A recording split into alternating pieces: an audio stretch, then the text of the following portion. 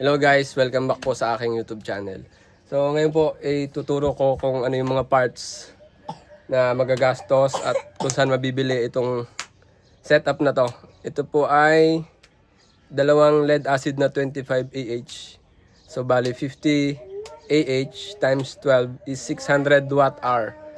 Yun po, 600 watt hour po yung battery nito. So kalahati lang yung ginagamit namin sa gabi. At yung kalahati na 300 watt hour ay pang backup hour yon in case na mawala ng kuryente sa umaga. So ayan po, ang solar panel po nito ay 100 watts. Yan po yung setup na binigay ko sa magulang ko.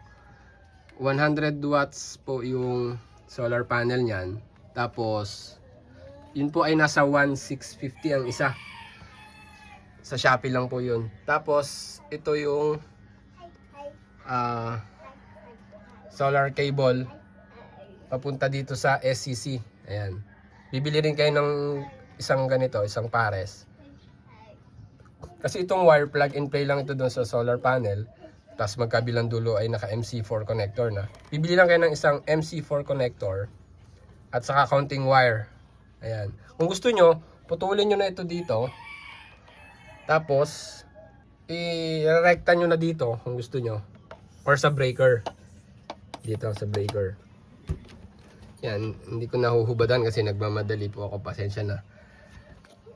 Siguro naman ay madali na sa inyo to sa dami nyo nang napanood na mga nagbubuo nito. So ayan. Papunta dito sa breaker.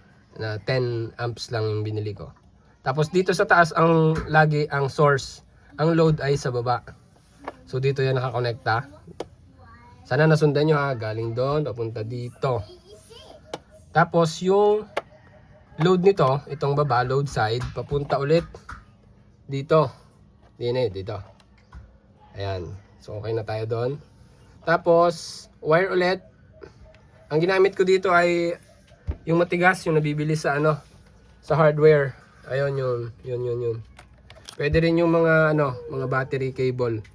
Kayo nang bahala. Basta, kasi maliit lang naman na setup ito, hindi na kayo makakasunog dyan. Pwede na dito ang 14 AWG. Yun ay may kapasidad ng amperahe na kung hindi ako nagkakamali ay 16 amps ang kaya nun. So kayang-kaya. Tapos so may may nakukuha na tayo galing sa araw nandito na tayo. Galing dito sa SCC nyo or in PPT ang gamit nyo, pababa. Papunta ulit dito sa breaker. Dito ulit sa source side. Itong taas lagi ang source. Tapos ang load side ay itong baba. 10 amps lang din ang ginamit ko. Pababa papunta sa battery. Ayun. Ayan. Papunta yan doon sa battery. Ang ginamit kong cable ay ganun lang din. Yung 14 AWG. Tapos may karga na yung ating battery. From battery, ito naman yung papunta sa inverter. Ilalagay nyo ulit, kukonekta nyo, papunta ulit dito sa breaker na ito. Ang ginamit ko ay 20 amps. Kasi baka saksakan ng medyo mataas-taas ito. Hindi to tunay na 1000 watts. Hindi ko alam kung ilan ang continuous output nito. Pero pag mga pang TV, electric fan, kayang-kaya naman ito. Ilaw, yun lang. Wi-Fi. So balik tayo dito. Papunta dito sa breaker ng inverter. Dito ulit sa source side. Ang load side po nito, pababa, ay papunta naman dito sa inverter. Yan yung load natin. Tapos bumili lang ako nitong plug, counting wire. Kahit ano naman yung gamitin nyo. Marami naman kayo mabibilhan niya kahit di na kayo order sa Shopee. Tapos yan. Tapos ito. Tapos na tayo dito. Tapos ito.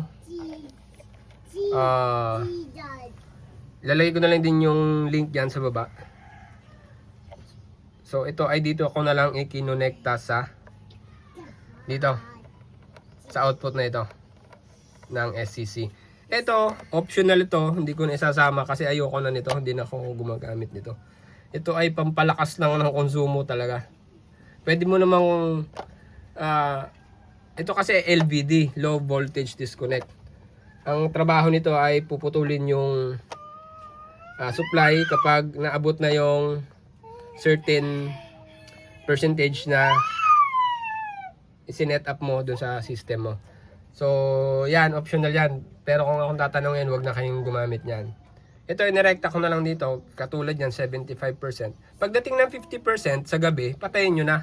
Huwag nyo na itong gamitin. Yun ay kung gusto nyo ng backup power sa gabi. Pagising nyo sa umaga, halimbawa, brown out. Yun yung ano ko doon. Diskarte ko kung bakit ganun ang ginagawa ko. So, kung gusto nyo namang ubusin, nasa sa inyo yun. Gusto nyo i-20% yan, ang sagad. Pagising nyo sa umaga, at umuulan, walang araw, walang kuryente, wala rin kayong power. So, yun yung ano ko doon. So, yung 100 watt na solar panel, hindi sapat yun para mapuno talaga yung dalawang 25 Ah sa baba na battery. So, yun nga yung purpose ko. Kaya 50% lang yung ginagamit sa gabi. Yung 50% na yun, kayang punuin ng solar panel.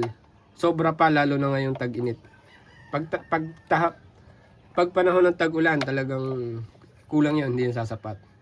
So, ito ay hindi ito pang kabuoang solusyon para mawalan kayo ng binabayarang kuryente. Ito po ay pampatipid. Malaki ang matitipid nyo. At isa pa ay yung comfort ng family nyo na meron kayong kuryente sa panahon ng sakuna, panahon ng bagyo, brownout, at malawakang power outrage. So, yun, sana support niyo po pa rin yung aking YouTube channel.